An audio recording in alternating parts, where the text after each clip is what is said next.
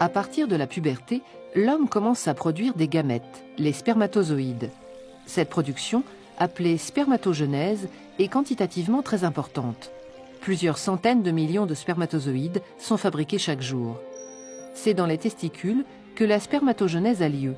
Ces organes sont constitués de tubes séminifères pelotonnés. La spermatogenèse commence par la division de cellules souches appelées spermatogonies. Elles forment des spermatocytes. Chaque seconde, des milliers de spermatocytes sont formés. Leur production est permanente. Ces spermatocytes se divisent à leur tour et forment des spermatides qui pourront se différencier progressivement en spermatozoïdes. Il faut 72 jours pour qu'un spermatozoïde soit constitué. L'ensemble de ces phénomènes a lieu dans les tubes séminifères. Les spermatogonies se trouvent en périphérie et plus les divisions et la différenciation en spermatozoïdes progressent, plus les cellules migrent vers le centre du tube. Lorsque les spermatozoïdes sont formés, ils se détachent de la paroi interne du tube et sont expulsés vers l'épididyme par des contractions du testicule où ils seront stockés. Une hormone sécrétée dans le sang par certaines cellules du testicule, les cellules de Leydig, est indispensable pour que la spermatogenèse se déroule dans les tubes séminifères. Cette hormone, appelée testostérone, est libérée dans le sang à concentration globalement constante. La sécrétion de testostérone par les cellules de Leydig est contrôlée par le cerveau, en particulier par le complexe hypothalamo-hypophysaire.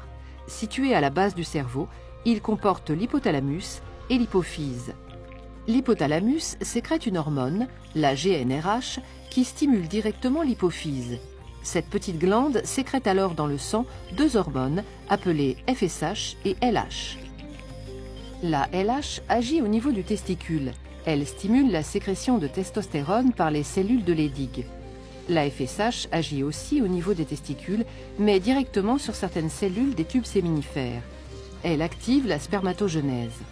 LH et FSH sont donc indispensables à la fabrication des spermatozoïdes dans les tubes séminifères.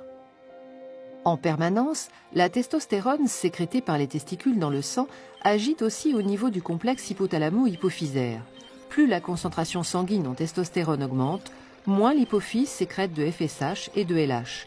Au contraire, si la concentration en testostérone diminue, l'hypophyse sécrète une quantité accrue de LH et de FSH. Ce phénomène est qualifié de rétrocontrôle négatif exercé par le testicule sur le complexe hypothalamo-hypophysaire.